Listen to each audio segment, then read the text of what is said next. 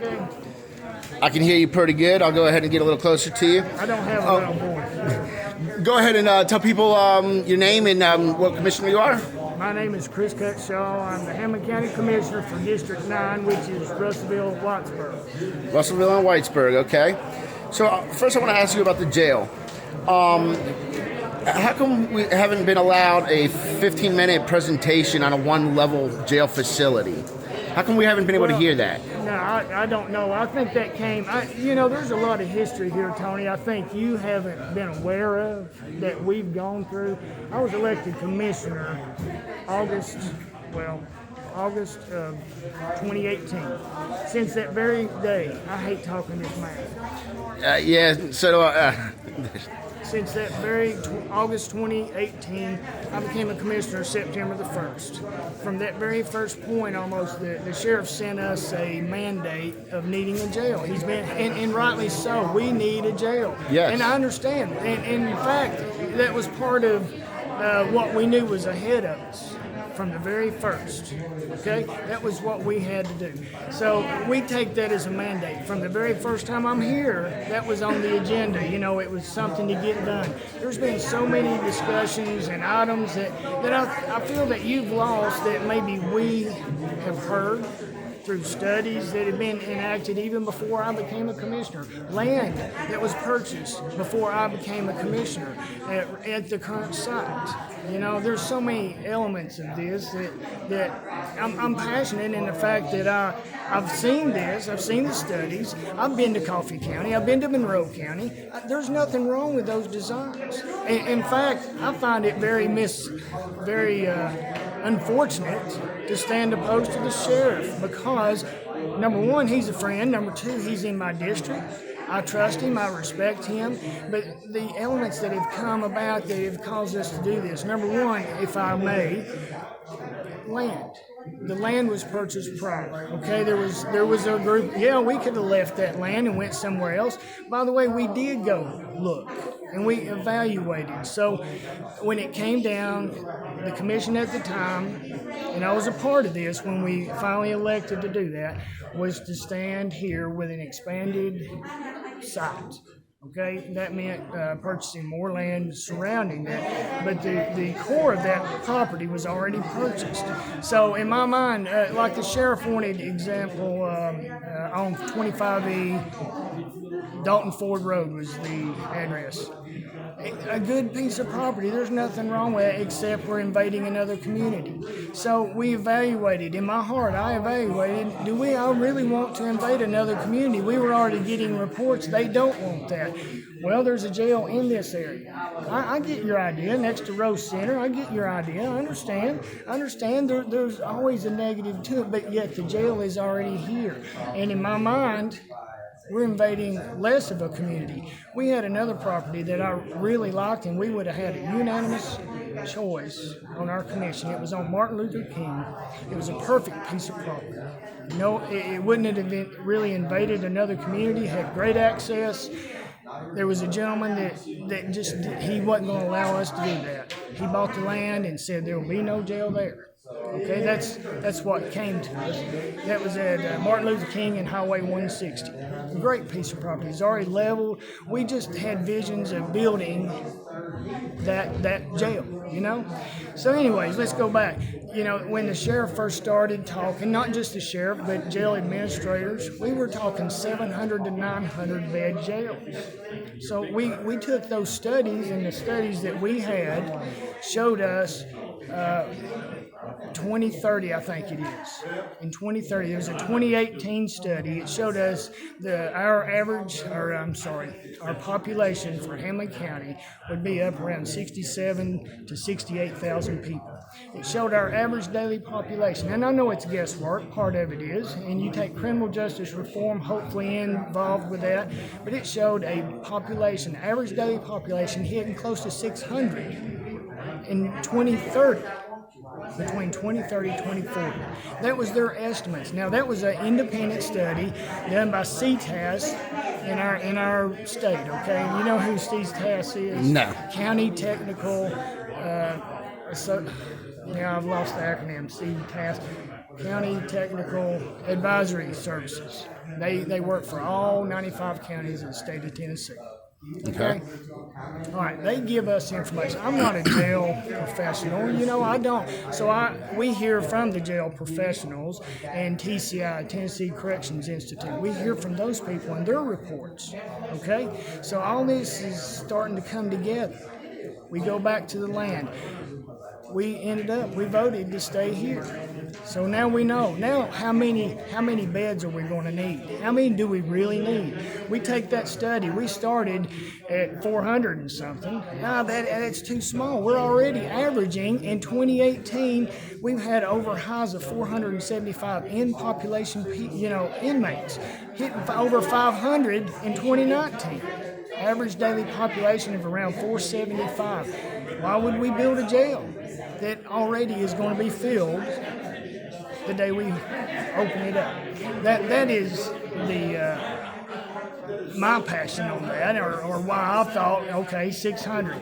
Actually, we decided on, I think it was 585, and then we added a wing for trustees or work release. So what that means is we keep them different from regular population, where they cannot intertwine, and contraband. That's an easy way for contraband to come back into the system. So there's no mixing of people that work outside the jail and those that are in the jail. So anyway, we ended up going with 585, and we added this. It's about 600 and I'm sorry, I don't recall the actual number, but it's like 618. Something like that, yeah. Okay, so that's how we came to that. But I remind you, there was those that wanted more, and we're trying to hit in the middle. And that's where the 600 came from. Is it too many? I don't know. I hope it is too many, Tony. I hope we don't need that in Hamblen County. But we are. Do you realize that during the day we're 65,000 right now, but during the day we have all the folks coming in. We're 88,000, something like that during the day. We are the hub of the Lakeway area where all the factories are. The people come to work here, and our population increases. Things happen. You were talking about state inmates. Do you know how we keep state inmates? It's if they're arrested in Hamblen County and the state doesn't take them, we have to hold them until the state says okay. So let's say they only have a crime, commit a felony that only warrants 1129. They stay here. If it's more than that, then the state may take them. But until there is a bed available, we don't have that opportunity. We have to house that inmate. $39 a day is the word. Do you know how much it costs a day? It's over $40 a day to house a state inmate. But we're only making $39. Are we making that money? That money is gathered in. It goes to the general fund, but it's an expense. See, we in a lot of other jails, they lose money on there. Exactly. But there is some jails like Greene County that actually makes money off of those inmates. Of state inmates? Off of state inmates, okay. Because they do their gardening and they do their farming crops, so that lowers the per inmate, per day. So back to the location. Yes. We don't necessarily have to have a work facility that is on the same grounds as the other facility is. Right. Those inmates have already been to court. They've already been sentenced. So you can have a 400, 500, 600, inmate facility that's off-site someplace else. And that would be a good place to start, because you mentioned that we have a lot of people coming from jobs factories into here as being a major hub, but the major source of arrests are drugs. So it's not going to be the people that are coming here to work, not as much as it's going to be the locals, right? True, but yet there's that element goes together at times. Okay, the work base does abuse. Right, people need money. I mean, they do end up having jobs and stuff like that.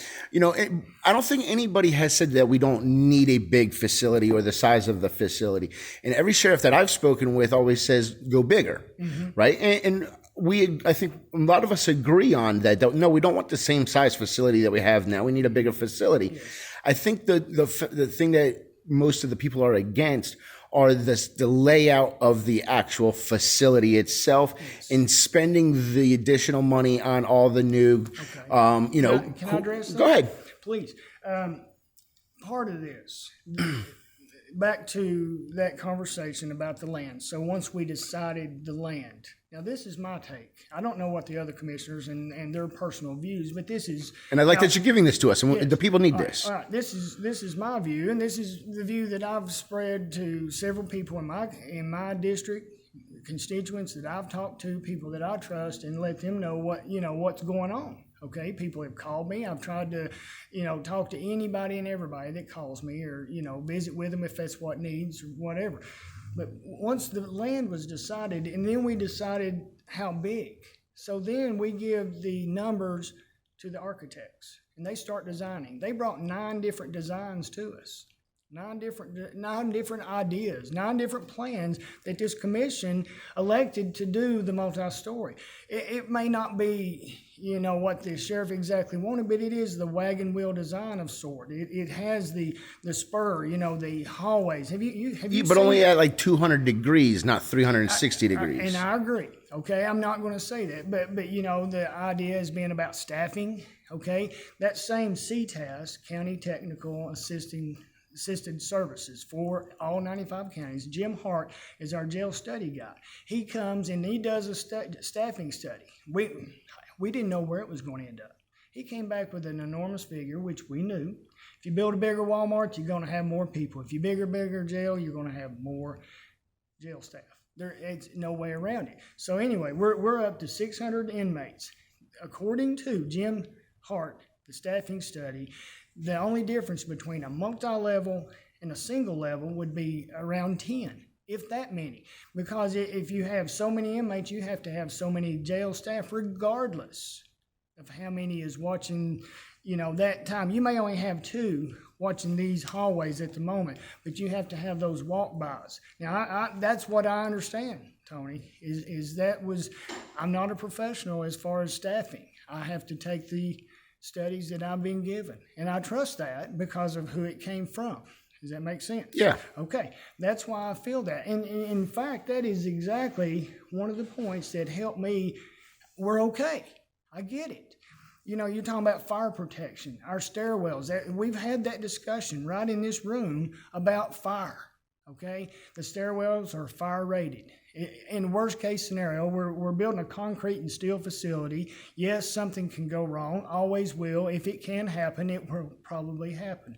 But it is a concrete and steel facility. Hopefully, that never happens. But if it does, we have stairwells that are fireproof, fire rated, that's where we'll have to secure people too. Okay, there'll be a yard out there. I don't know all the particulars, but I know it's been discussed. You were mentioning flooding a while ago. Multi-level, what's the first thing that's going to happen? One of the first questions we ask, what about flooding? Well, we elected to put in a flood control. It's a monitoring system. Each cell has, if let's say an inmate decides to plug their drain in their floor and the drain in the commode, and they start pumping that water, okay? Well, it hits an alarm, and they can shut off the water to that cell, okay? And I'm not saying you can't have minor, flooding in the floor. There's a drain system on each floor, and it's supposed to be, to take it away. We have had that discussion right here, and sorry that you weren't here for that, to hear those kind of discussions. It's been meaningful, and I get it. This is a tough thing. Building a jail is not what we want to do. I hate that. Right? It has to be done. I mean, exactly. Nobody's saying it doesn't. Exactly. But I'm saying it's not a popular thing to do. Nobody wants to build a jail. I'd rather build schools. I'd rather build something positive. Is a jail positive? Not really. It's not. But our community needs it. Our community deserves it. Not only that, this is a facility that's being designed, Tony, to last 40 years. So we're taking that dime that we're spending today, or those dollars today, and hopefully 40 years down the road, we don't do this again. You see? Now, staffing, yes, we have to deal with staffing. Gino Hambrick, one of the guys that jail administrator has been involved in talking about it. Other jail administrators, the sheriff has been involved at points. And I get it. Sidebar, in this room, I was one of the guys that asked the sheriff, please, or maybe I didn't use the word please, but can you bring us your plan?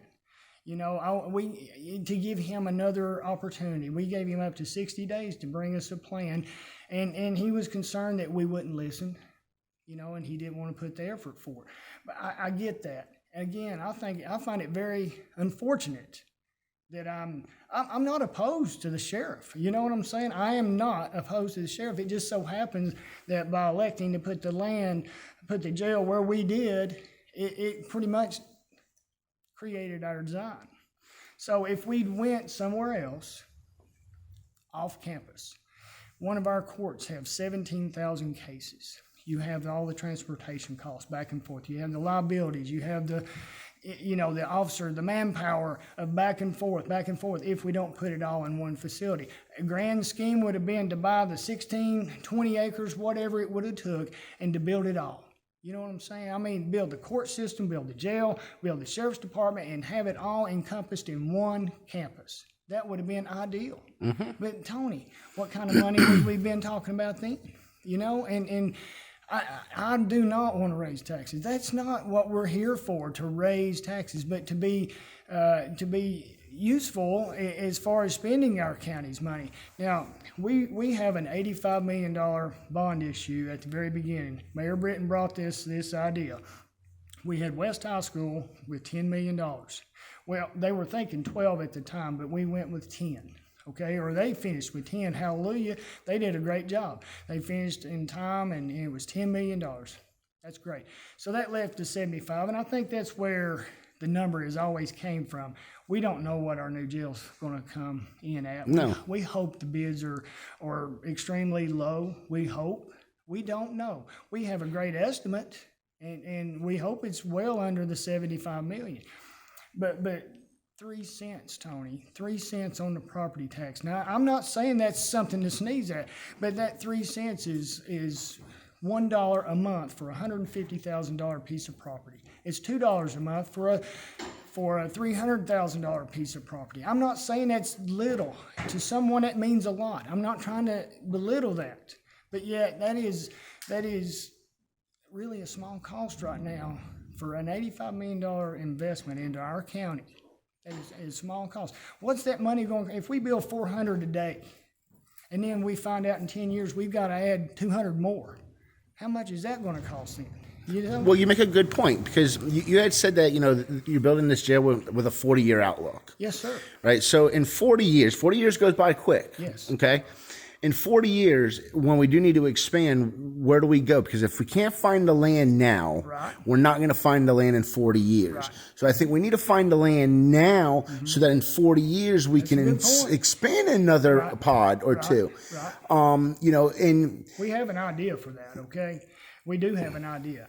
See, when all this began, this is another sidebar, just something you've never been aware of, but the current facility, the annex that was built on. Okay, well, we've known, it's been said that it has structural damage, and, you know, it's built over a landfill and that kind of thing. So we did not want to invest $7 to $8 million, whatever it would have took to uplift that facility.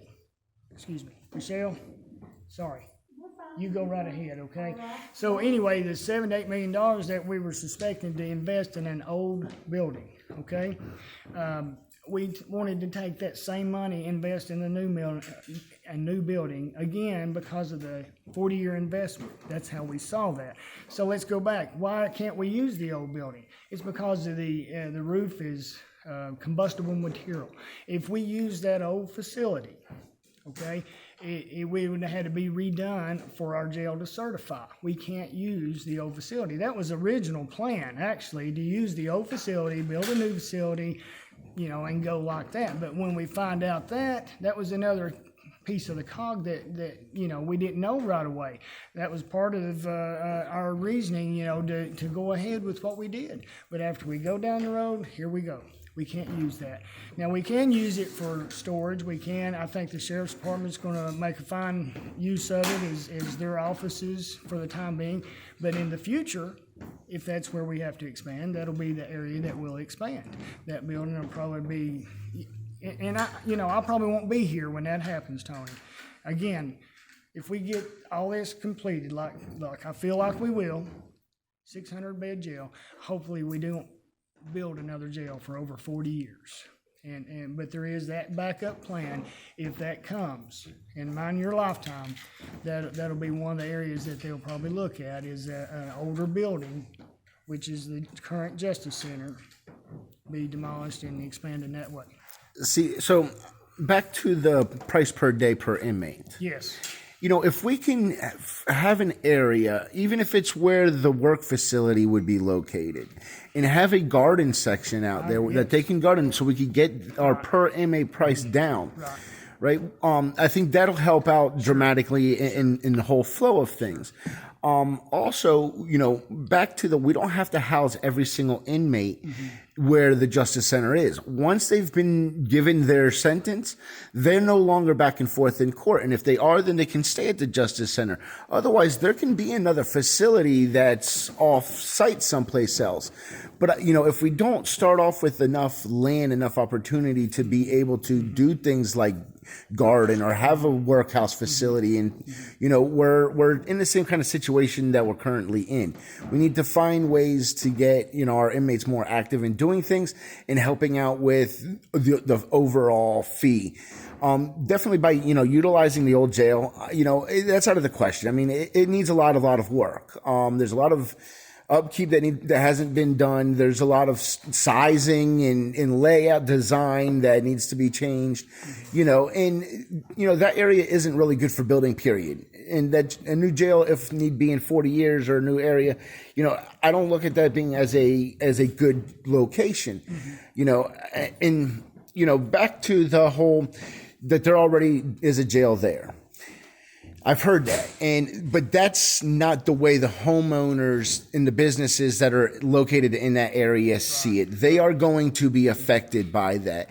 And, nobody on this panel has gone out and done any kind of questionnaire or asking any questions or informing anybody or anything like that. And, I think that has been a big oversight. Okay, that's something that should have been done, because you already said that one area the people weren't happy with it being built in that section. Another area, somebody bought that land because they didn't want it built over there. Well, these people are in the same situation. You have something that it's almost hidden. I mean, if we were to look over there, you and I would never know that was a jail if we just looked at it. Even if we pulled in the parking lot and made a U-turn and pulled back out. But to everybody else, once that new facility is there, it's not going to be that way. So if the commission was interested in what people's feelings were on other areas, I feel that same amount of compassion really needs to be looked at in the people that live in the vicinity of where this wants to be. Tony, we were in a hard spot. Get this. Anywhere we would have put the jail, it was going to affect someone. If they had chosen the community that I represent, there would have been an uproar. Okay, we don't want the jail on the main highway in our community. It would have been an uproar anywhere that you put it if you invade another community. That's a hard decision. That's tough. And I'm not saying these people are any different or have any less bearing on any of it. Unfortunately, someone was going to have to deal with it. And we already had a jail in this area. We've got the hospital district. We've got the mental health facility right here. And it was kind of the idea of keeping it all together. That was the reasoning. That was part of the reasoning as far as that I thought. Okay, I'm not saying anybody's any less. It's just a decision had to be made, and I do know that the community that was really being looked at rose up. They were expressing their distaste for that, and I get that. Because they were aware of it, they were informed. Yeah. These people, when I went and I talked to them, they weren't even aware or informed of that. Tony, now that's not fair, because this has been news for 2 years. This has been news for more than 2 years as far as, this land purchase and the idea. If they weren't informed, maybe, a knock on the door, that could have been warranted. I'm not certain. I don't represent that district, but on the same hand, they had every opportunity as well, to come forward. Maybe they didn't know about it. And I hate that, because I'm not that guy. I want everybody to be on the up front. Whether you and I agree, Tony, or not, I'd rather talk to you, look at you in your eye. You know what I'm saying? I'd rather discuss like this than you to think something. Ask me. Right. And you give me the opportunity and the opportunity of the people to know your backing. It helps, right? Because otherwise we just use what our opinion is, and none of my videos try to be opinionated, right? I try to be a level flat ground. You made some really great points. And I think there's some things that really should be looked at into a little bit more, into detail. We need space to expand in the future, right? Definitely. We need that, and we need to find that today, because we're not going to find that in 40 years from now. Can I, and to that point again, 600 beds up to 40 years. That's the hope. Okay, and we do have the area to expand if it were to be that the old facility is broken down. That's another up to 200 beds or 300 beds that you can build in that area. And I'm saying add on to the current facility. Again, 40 years from now, I don't have that crystal ball. To your point, I have no problem with looking ahead and having a little vision and purchasing land for that type of thing. I also don't have a problem with work, for the inmates working.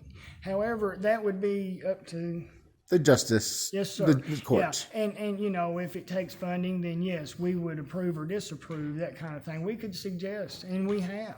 We know of work farms where they've raised their own gardens and sold produce, and even helping in rehabilitation. So it's all good, and I doubt very seriously our sheriff is against that today.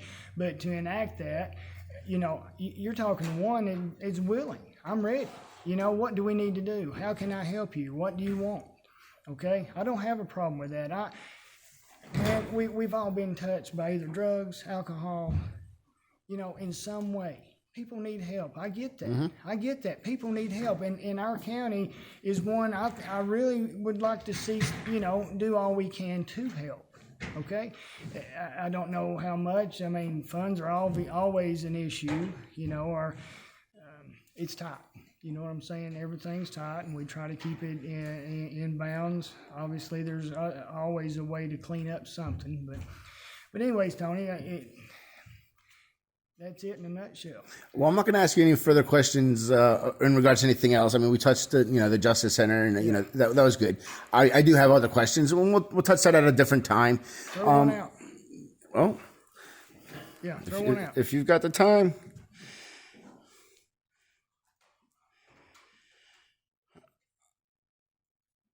All right.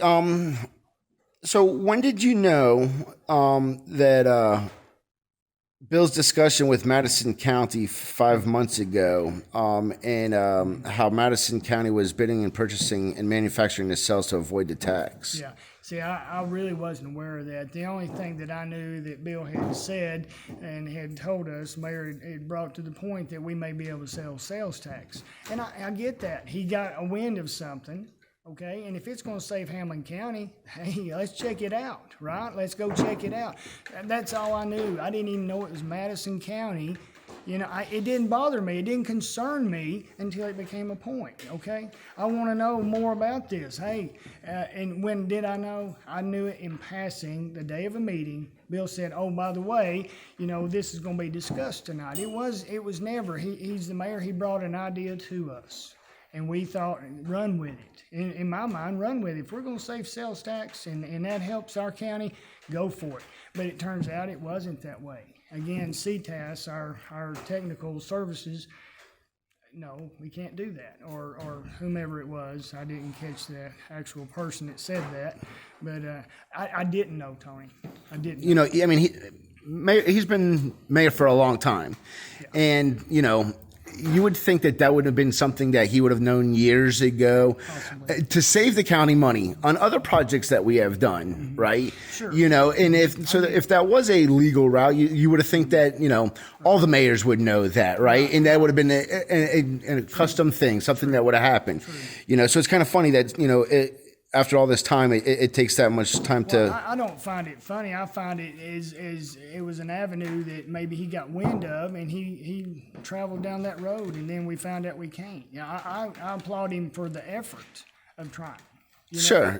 I mean, if it would have worked, it would have been great. Yes. Are you familiar with the lawsuit with CAPS against Edna Green and Chris Capps? I don't want to get confused here. Okay, well, there's a lawsuit that has been filed from Edna Green against Chris Capps. And it's alleging that Chris Capps was paid twice by the county for attending the Finance Committee meetings, County Commission meetings, and has Capps ever talked to you to explain his position on the suit? No, I don't. I do not know. See, I'm confusing my days, and I'm going to have to defer that one because I don't remember correctly. Okay.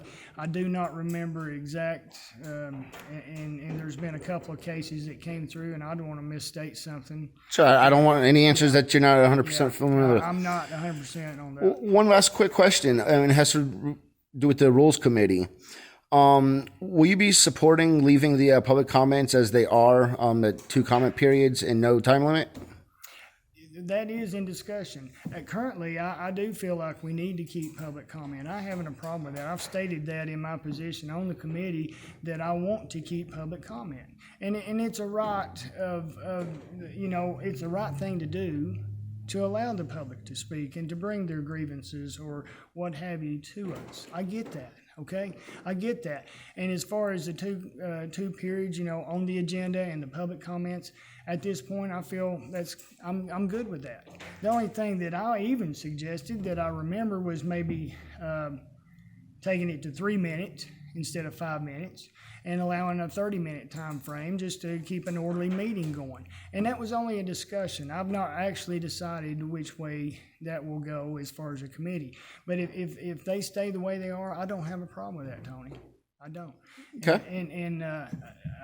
I again, from what I understand about public meeting, a county commission doesn't even have to grant public speaking to anyone. Okay, other than certain circumstances like there's a position to be filled or whatever, and then we ask for public input as long as they're registered voters. But I disagree. In my heart, I think the public needs to be heard. I've got people that have called me and helped me, to see different viewpoints, and I appreciate that. That's what it takes. I'm not up here. I don't have an agenda. I want to do the best job I can. That's my heart. That's my heart, Tony. To do the best job I can. And people have called me out a time or two about, what are you doing? Why are you doing that? At least we can reasonably talk. Again, you and I may disagree on something, and you have wonderful viewpoints that you brought. You brought one the other night. It was a good viewpoint. I hope we can work that in. It was about explanation from a committee chair. Okay? There's nothing wrong with that.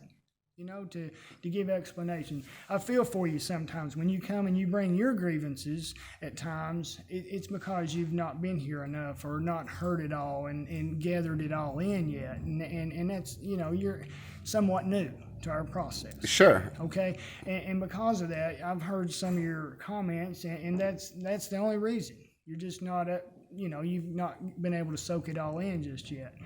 And hopefully you get that. Okay. Yeah, I'm just a normal person of the public, right? If, I didn't even know about this jail being built or anything about it. I didn't know nothing of what was going on until I found out that Howard Shipley had violated the rights of those people that day. And that's when I found out, right?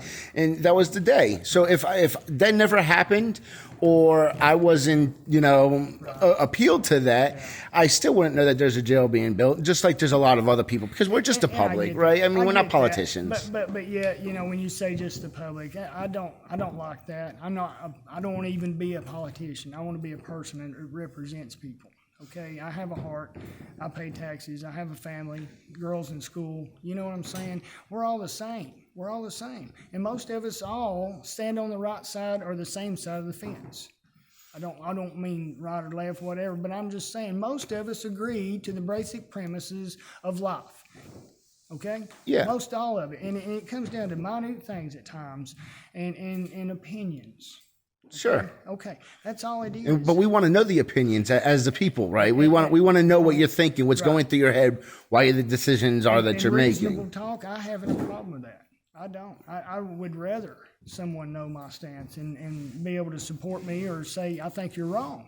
But yet, can we say we're wrong and disagree and not be enemies? You know, Dialogue is great, and you know, I've said it before that you can agree to disagree, and that you don't, you know, if everybody agrees, it's not a good thing, right? Because you have to have some kind of opposition against it, and you know, and I think that if we can get to that point where we know why, you know, commissioners are voting the way they are, that'll help a lot.